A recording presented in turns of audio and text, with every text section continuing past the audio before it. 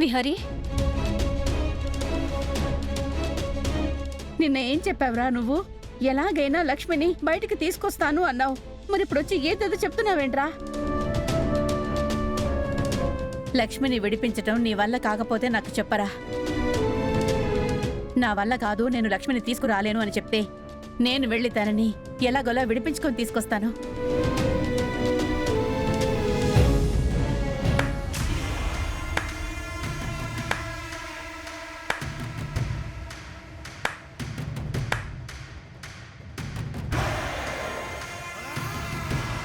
అబ్బబ్బబ్బబ్బబ్బా! ఒక పని మనిషి కోసం మీరు పడుతున్న కంగారు, హైరానా ఎంత హైలైట్ గా ఉన్నాయో తెలుసా?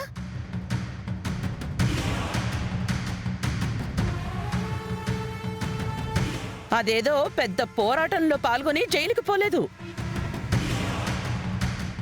నోటితో కూడా చెప్పలేని పనులు చేస్తూ పోలీసులకి రెడ్ హ్యాండెడ్ గా దొరికిపోయింది.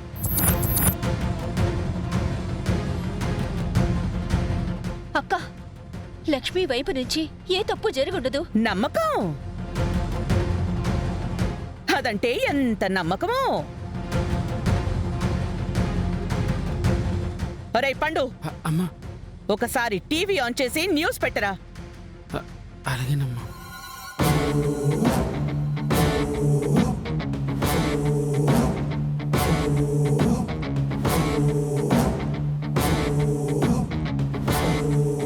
వ్యభిచారం కేసులో అడ్డంగా దొరికిపోయిన Vihari group of company CEO Kanaka మహాలక్ష్మిని విచారిస్తున్న పోలీసుల మీద తను చేయి చేసుకుంది.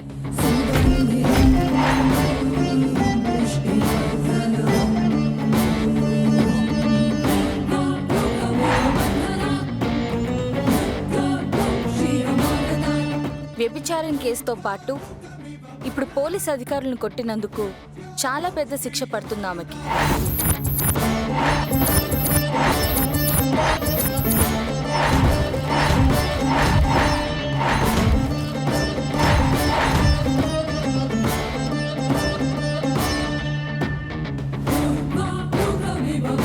దీని వలన విహారీ గ్రూప్ ఆఫ్ కంపెనీస్ భవిష్యత్తు ప్రశ్నార్థకంగా మారింది.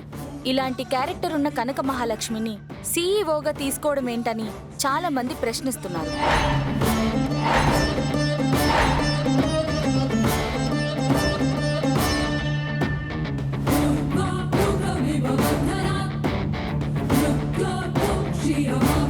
చూడండి, బాగా చూడండి. అది మన దగ్గర అమాయకురాల్లా యాక్ట్ చేస్తూ బయట మాత్రం దాని బాగోతం ఇది.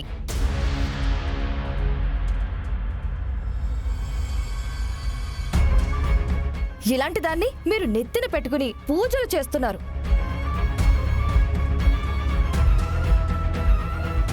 ఇప్పటికే దాని వలన మన పరువు, రెప్యుటేషన్ బాగా దెబ్బతింది. అలాంటి దానికోసం మీరు వెళ్తారా? రే విహారీ, అలాగిపోయావేంట్రా? చెప్పు. దానికోసం నువ్వెందుకు పోలీస్ స్టేషన్లకి, రాయల్ దగ్గరికి వెళ్తున్నావు? చెప్పరా. అత్తయ్య, లక్ష్మి ఖచ్చితంగా ఎలాంటి తప్పు చేయలేదు. తన మీద ఎవరో కావాలని కుట్రలు చేస్తున్నారు. దాని మీద కుట్రలు చేయటానికి అదేమైనా పెద్ద సెలబ్రిటీనా, లేకపోతే పెద్ద ఇంపార్టెంట్ పర్సనా? దాని క్యారెక్టర్ అంతా బయటపడిందిగా. అయినా మీకు మాత్రం అదే ఉత్తమరాలిగానే కనిపిస్తుంది. టీవీల్లోనూ సోషల్ మీడియాలోనూ ఎక్కడ చూసినా మాట్లాడుకుంటోంది లక్ష్మి గురించి కాదురా. అలాంటి దాన్ని చేరదీసినా మన గురించి మాట్లాడుకుంటున్నారు.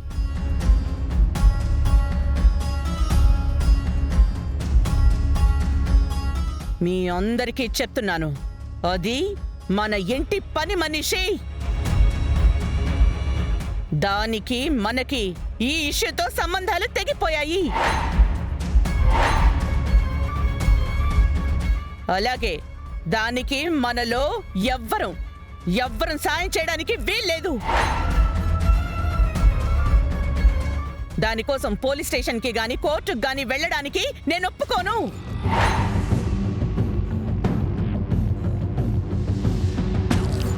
అత్తయ్య, అది కాదు అత్తయ్య.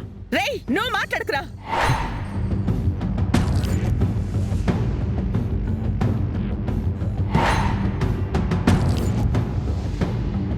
వదినా, లక్ష్మికి మనం తప్పించి ఎవరూ లేరు.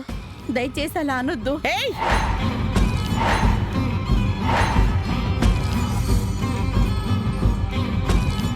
అసలు ఆ దరిద్రం నీ వల్లే మన నట్టింట్లో కడుగు పెట్టింది. ఆ శని దరిద్రం నీ అండ చూసుకునే మన బిజినెస్ లో సీఈఓ అయ్యేలా ఎదిగింది.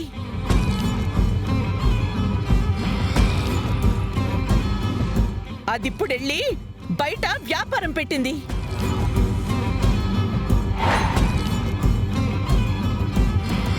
అక్క దయచేసి అలా అనొద్దు. అది చేసిన పనికి ఇంకేమనాలే? మీకెవ్వరికీ దాని గుణం తెలియడం లేదు. మీరందరూ దాని మాయలో ఉన్నారు.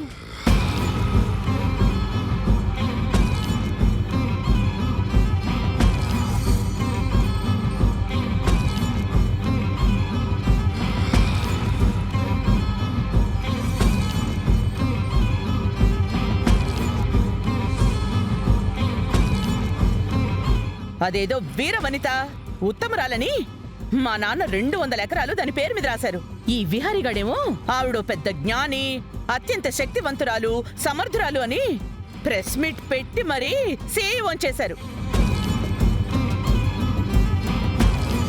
ఇక ఈ ఇంటిని ఆస్తిని కూడా దాని పేరు మీదే రాయండి. అయ్యో, ఇదిగో నా ఆస్తులు కూడా దానికే ఇచ్చేస్తే మేమందరం రోడ్డు మీదకెళ్ళి అడుక్కు తింటాం.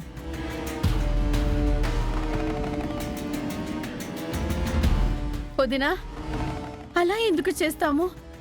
అసలు ఈ ఆస్తికి లక్ష్మికి ఏంటి సంబంధం? ఏమో మీ కళ్ళకి లక్ష్మి అనే కామెర్లు పట్టాయి కదా.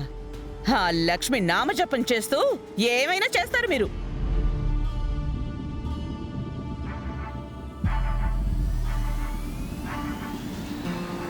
ఒసేయ్, ఏంటి ఆలోచిస్తున్నావు? నేనిక్కడ నీకోసం లక్ష్మి గురించి గొడవ పడుతూ ఉంటే నువ్వేంటి చూద్యం చూస్తున్నావు? ఇంకా ఏం చేయాలమ్మా? ఏడ్చి పెడబొబ్బులు పెట్టవే, నేను చూసుకుంటాను.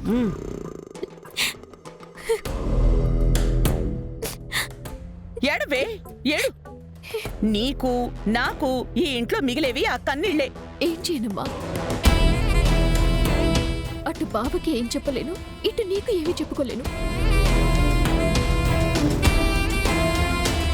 చూడురా, చూడు, నీ భార్య కడుపుతో ఉంది. నీ వల్ల ఎంత బాధపడుతుందో చూడు. తన బాధని, తన ఏడుపుని పట్టించుకునే వాళ్ళు లేరు కదరా.